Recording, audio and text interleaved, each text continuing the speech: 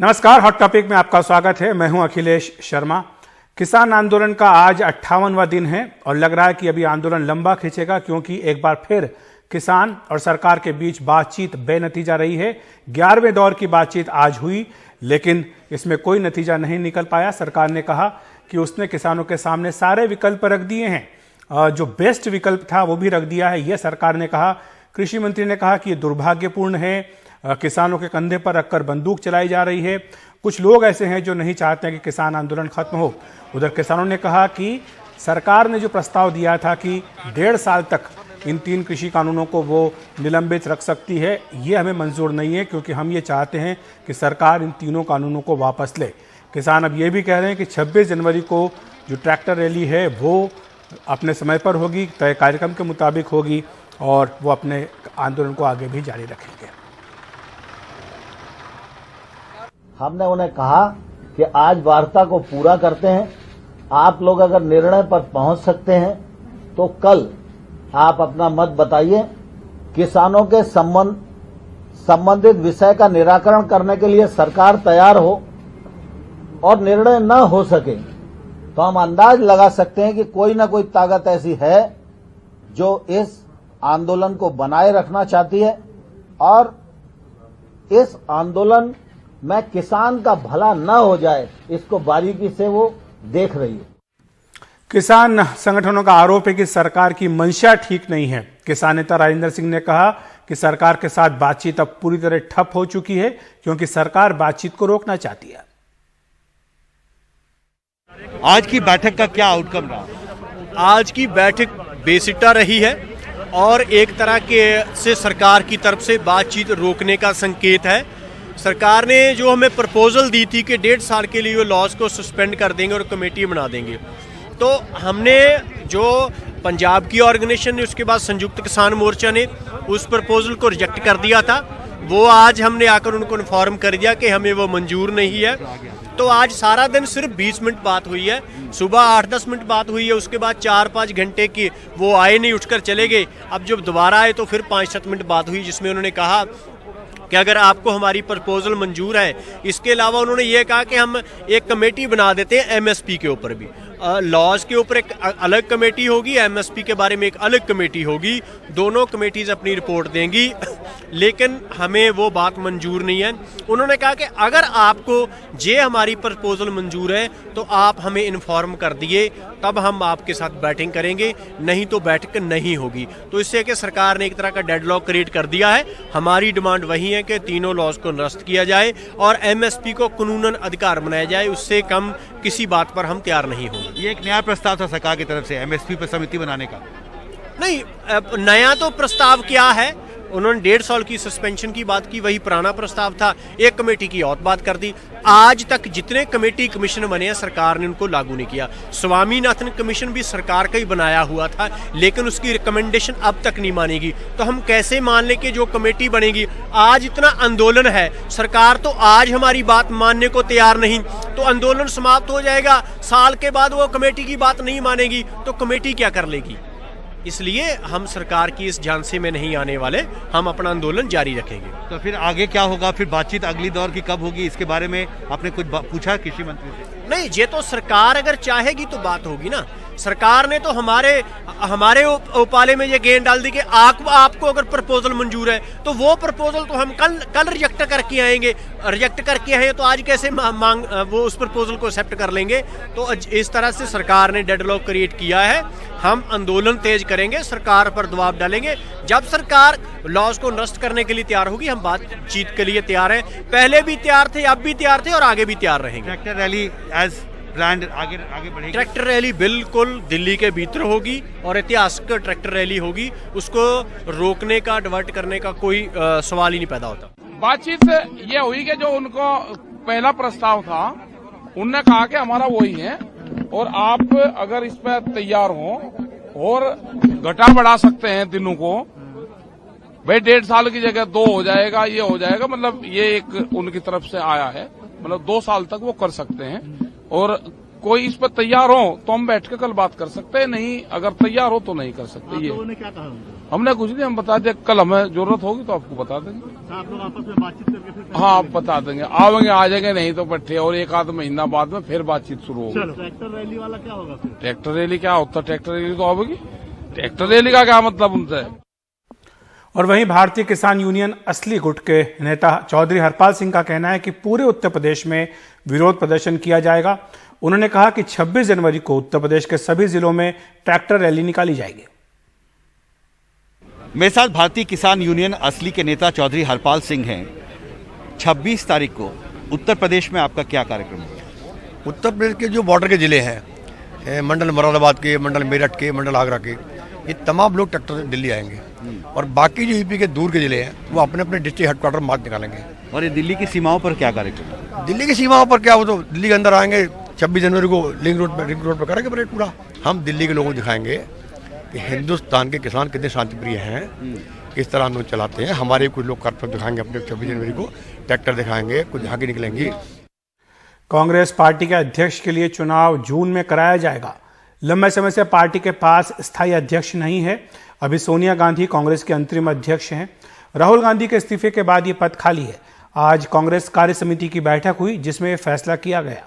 आज हिंदुस्तान में मार्च से लेकर मई के अंतराल में 5 राज्यों के जो चुनाव होने हैं उसकी पूरी प्रक्रिया, चुनाव की तैयारी पूरी उस समय हो रही होगी।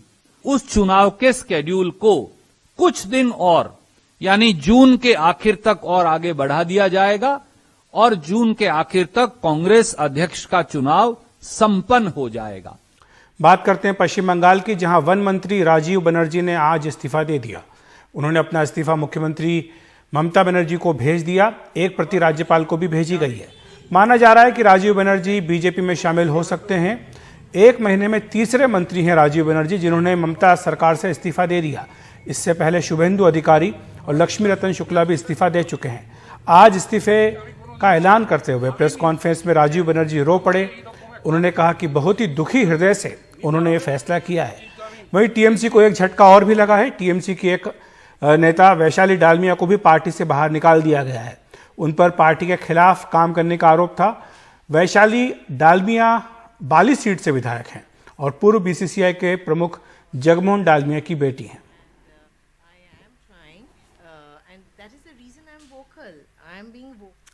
बिहार के मुख्यमंत्री नीतीश कुमार ने विपक्ष को एक और हथियार दे दिया है।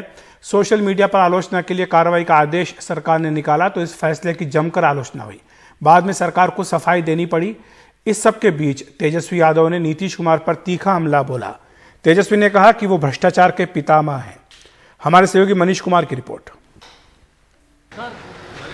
नीतीश कुमार शायद दुखी हैं कि सोशल मीडिया उनके साथ न्याय नहीं कर रहा, उनकी आलोचना कर रहा है। लेकिन ऐसी आलोचना पर कार्रवाई का आदेश निकालने के बाद उनको और ज्यादा हमले झेलने पड़े। मैंने एक पत्र इशू किया है जो सभी विभाग के प्रधान सचिव और सचिवों को है और इसमें उनसे अनुरोध किया गया है कि जो सोशल मीडिया का मिसयूज हो रहा है खासतौर से गवर्नमेंट के फंक्शनरीज के साथ, उसके बारे में अगर उनके पास शिकायतें हैं तो वो ईओयू को भेजे जो नोडल एजेंसी है स्टेट की। और हमारे पास इस तरह का सोशल मीडिया के मिसयूज में जो भी मामले आएंगे उसकी जांच होगी। जांच में विधिवत तरीके से देखा जाएगा कि अगर वो कॉग्निजेबल ऑफेंस का मामला बनेगा तो उस पर कानूनी कार्रवाई होगी। बिहार पुलिस के वरिष्ठ अधिकारी जितेंद्र कुमार को सफाई देने के लिए सामने आना पड़ा। लोकतंत्र में कंस्ट्रक्टिव क्रिटिसिज्म का ऑलवेज वेलकम है, स्वागत रहता है। क्रिटिसिज्म हमेशा ही लोकतंत्र के स्वास्थ्य के लिए अच्छा है, परंतु क्रिटिसिज्म कंस्ट्रक्टिव होना चाहिए और साथ ही उसकी भाषा सम्मानजनक और मर्यादित होनी चाहिए। जो ये एडवाइजरी इशू की गई है आर्थिक अपराध इकाई के माध्यम से, वो ये है कि यदि अफवाह टाइप की सूचनाएं हों, गलत सूचनाएं हों और जो फैक्चुअली इनकरेक्ट हों और अपमानजनक भाषाओं का प्रयोग करने वाली जो है बातें सोशल मीडिया पे कही जाएं तो उनके बारे में सूचित किया जा सकता है, क्योंकि ये आईटी एक्ट के तहत दंडनीय अपराध है। हालांकि इसके पहले भी नीतीश मीडिया के सवाल पर बुरी तरह बौखलाते देखे गए हैं। पटना में सरेआम हुई हत्या पर जब उनसे सवाल पूछा गया तो वे अपने पहले से 15 साल का हवाला देने लगे। जिनको राज मिला 15 साल तक, पति पत्नी के राज में जितना अपराध होता रहा, आप उसको क्यों नहीं हाईलाइट करते हैं? इसके अलावा अभ्यर्थी शिक्षकों का धरना न होने देने के लिए भी उनकी आलोचना हुई।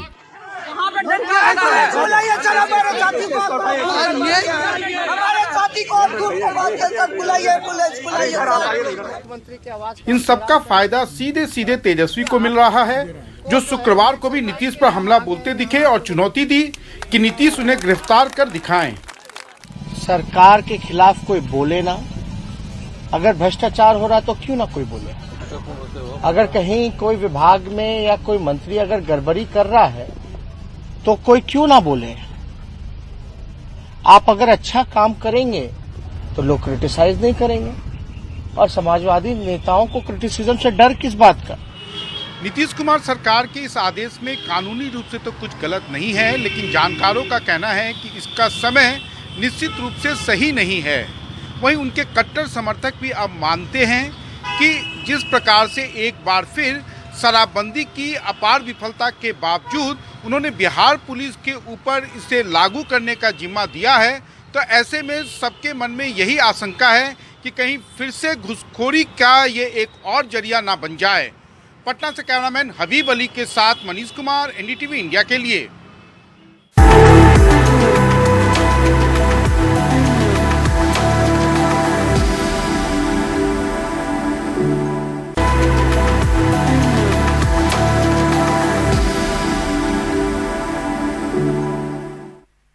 देश में 16 तारीख को कोरोना का टीकाकरण अभियान शुरू हुआ था। अब तक 10 लाख से ज़्यादा स्वास्थ्य कर्मियों को ये टीका लगाया जा चुका है। आज प्रधानमंत्री नरेंद्र मोदी ने अपने संसदीय क्षेत्र बनारस के वैक्सीन लगवाने वाले और उनको वैक्सीन लगाने वाले दोनों ही लोगों से वीडियो कॉन्फ्रेंसिंग के जरिए बातचीत की, साथ ही उन्हें टीकाकरण के लिए प्रेरित किया। जुड़े हुए सभी इतने चिंता, अनिश्चितता, क्या होगा, कहीं घर पर तो हम कोरोना लेके नहीं चले जाएंगे। इसके बीच भी आप लोगों ने हिम्मत के साथ काम किया, डटे रहे, गरीबों की, बीमारों की सेवा की। दूसरे हैं हमारे वैज्ञानिक, जो बिल्कुल विश्वास के साथ, ये अनजान दुश्मन था ये कोरोना, पता ही नहीं था क्या है कैसा है, वो लेबोरेटरी में उसका पीछा करते रहे और उन्होंने ये रात दिन मेहनत करके, और वैज्ञानिक तो आज के आधुनिक ऋषि हैं, वो लेबोरेटरी में बैठे, और उन सब ने जो काम किया तब जाके हुआ है। इसलिए इसका क्रेडिट मुझे नहीं जाता है, आप सबको जाता है। हमारे देश के गरीब से गरीब व्यक्ति में भी ये बीमारी से जूझने की एक ताकत तो पैदा हुई। इन चीजों का हमें इनडायरेक्ट बेनिफिट भी हो गया कि हमारा देश का गरीब नागरिक भी, उम्र वाला नागरिक भी इस कोरोना के खिलाफ लड़ाई लड़ने में ताकतवर रहा। उसके कारण हमारी यहां मृत्यु दर बहुत कम हो रही। तो स्वच्छता हो, टॉयलेट हो, पानी हो, इन सारी चीजों ने भी बड़ी मदद की है।